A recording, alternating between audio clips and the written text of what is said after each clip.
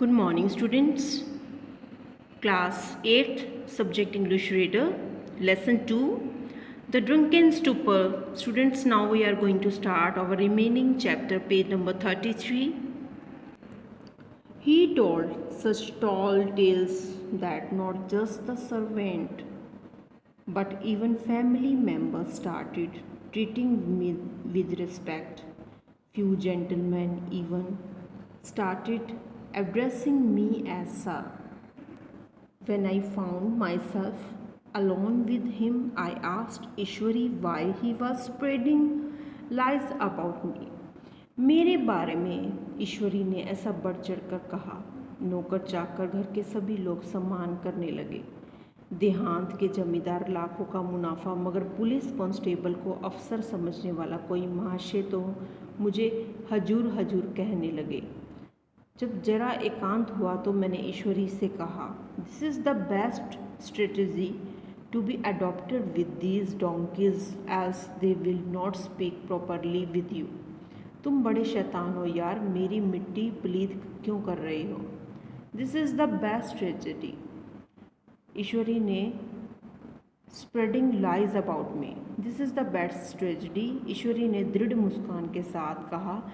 इन गधों के सामने यही चाल जरूरी थी, सीधे मुंह बोलते भी नहीं हैं ये।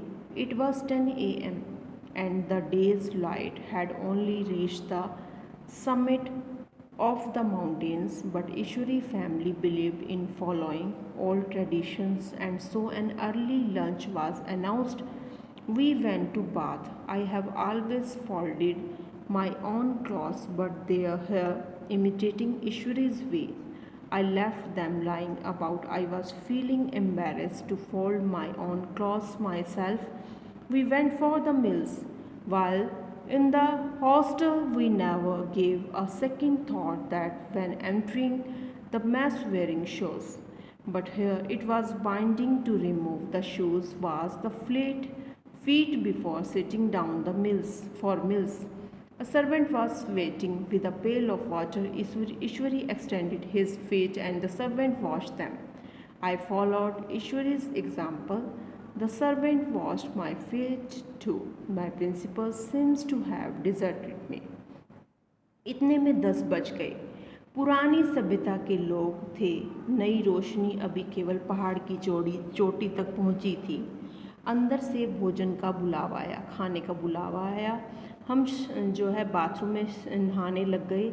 चले हमेशा हम अपनी छोटी खुद जो है छांट लिया करते, हर चीज़ को छांट लिया करते। पर मैंने ईश्वरी से कहा, अपनी धोती छोड़ दी, अपने हाथों में अपने कपड़े जो छांटने छोड़ दिए। शर्म आ रही थी, क्योंकि जब यहाँ ये नौकर के पास थे तो सारा काम इनके नौकर करते थे।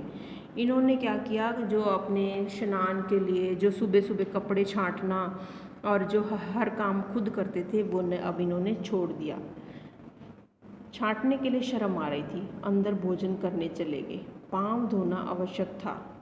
पाँव धोना क्या था? आवश्यक था। क्यों आवश्यक था? क्योंकि वो उनके यहाँ रिवाज था भी, वो पाँव धोकर ही अंदर जाते थे। ईश्वरी ने पाँव बढ़ा दिए, सर्वेंट ने उसके पाँव धो दिए और सर्वेंट ने मेरे भी पाँव धो दिए। मेरा भी तो विचार ना जाने सोचने लगा भी, मैं ना जाने कहाँ चला गया था, उन बातों को सोच रहा था। I was respected by one and all for being the scion of the princely family and a disciple of Mahatma Gandhi. Every care was taken to ensure that there was not the slightest delay in serving me meals or laying the bed at the right time. I had become much more tender than Ishwari, or was compelled to become so. Ishwari might spread out his bed with his own hands, but how could his princely guest do the same? And that would cast a blot in his greatness. This is exactly what happened one day. Ishwari was not in the room. He had perhaps gone to discuss certain things with his mother. It was already 10 p.m. and my eyelids were dropping in sleep, but the bed was not laid. How could I spread it myself? I was the scion of princely family. The servant came at around 11:30 p.m. He had been busy with other household work and had quite forgotten about laying my bed. He came hurrying when he realized his folly. I gave him such a scolding that he must have remembered it for life. When Ishwari heard me reprimanding the servant, he rushed to the room. You did the next देखिए I was.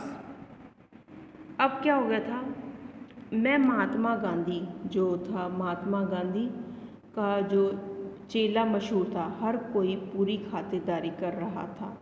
नाश्ते में कहीं देर ना हो जाए, कुंवर साहब कहीं नाराज ना हो जाए, बिस्तर भी सही समय पर लग जाया करता था। कुंवर साहब के सोने का समय हो चुका है।